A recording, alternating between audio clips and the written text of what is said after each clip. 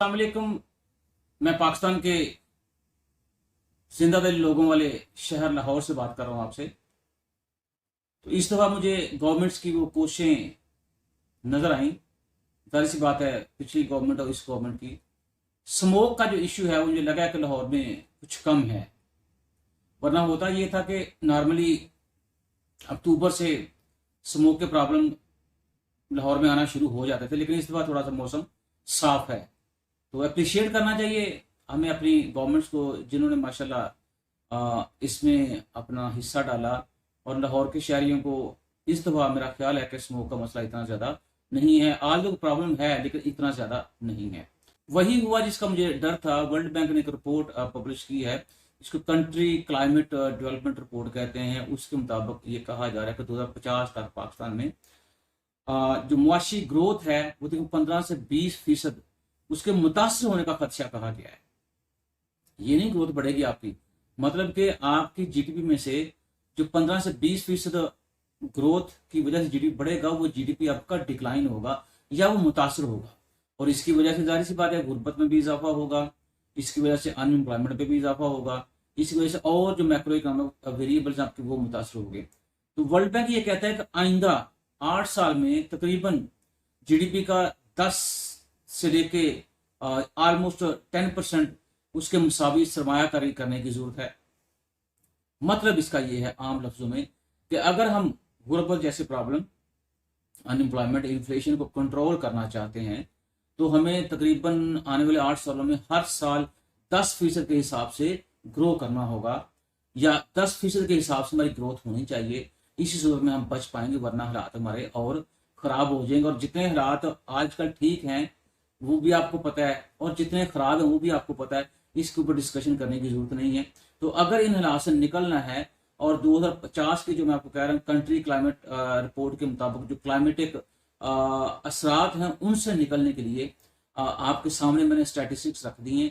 और दूसरा आपसे मैं ये कह रहा हूँ कि आज के हालात को अगर हमने बेहतर बनाना है तो आइंदा 10 साल के लिए या 8 साल के लिए हमें 10% इकोनॉमिक ग्रोथ के हिसाब से ग्रो करना होगा, तब हम जाके इन हालात से निकल पाएंगे। मजीद जो रिपोर्ट के अंदर ये कहा गया है कि जो पाकिस्तान के पॉलिसी साज हैं, ये पाकिस्तान के पॉलिसी मेकर्स हैं, उनके लिए जो सैलाब आया है ये मेरे ख्याल में आंखें खोलने के लिए काफ़ी है। और सैलाब की वजह से आपको पता है कि यूएनओ के जनरल सेक्रेटरी जो हैं वो और पाकिस्तान के जो स्टैटिशियंस हैं, प्राइम मिनिस्टर साहब, ये कह रहे हैं कि तकरीबन 30 अरब डॉलर का नुकसान हुआ है। तो अगर ये सिचुएशन आपकी इसी तरह रहती है तो उसकी वजह से आप देखें कि आगे कितना नुकसान होगा। और इस सैलाब की वजह से तकरीबन 3 करोड़ 30 लाख लोग जो हैं वो मुतासर हुए हैं, 1700 अमवात हुई हैं और तकरीबन 80 लाख अफराद जो वो बेघर हुए हैं।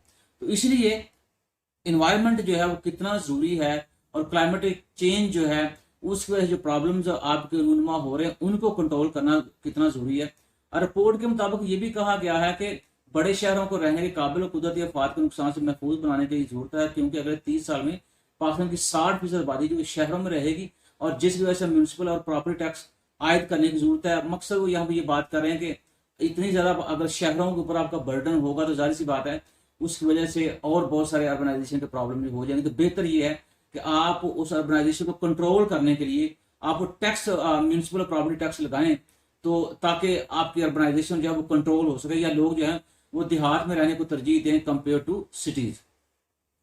इसके अंदर और जो आलमी बैंक ये कह रहा है कि एग्री फूड सिस्टम, शहरी सहूलियात, मैनेजमेंट, तवानाई, पानी, हाउसिंग, म्यूनसिपल सर्विसेज और अर्बन इंफ्रास्ट्रक्चर में निजी सरमायाकारी पर जोर दिया गया। तो ये तो मैं काफी अर्से से बात कर रहा हूँ कि गवर्नमेंट अगर नहीं सफिशिएंट फंड्स प्रोवाइड करने में to to to stimulate the developmental projects, फिर मेरे ख्याल में प्राइवेट सेक्टर को जो है वो इन्वाइट करना चाहिए, या पब्लिक प्राइवेट पार्टनरशिप जो है वो भी की जा सकती है, ताकि मुल्की जो ग्रोथ है उसमें उनका कंट्रीब्यूशन आ सके, ताकि जो आपके प्रोजेक्ट्स हैं शहरों के अंदर रन हो रहे हैं, शहरों के की क्वालिटी को बेहतर बनाने के लिए, मेरा मतलब है कि शहरों के अंदर जो लोग रह रहे हैं उनकी जिंदगी को मजीद आसान बनाने के लिए प्राइवेट पब्लिक सेक्टर जो है वो भी इंट्रोड्यूस करवाया जा सकता है।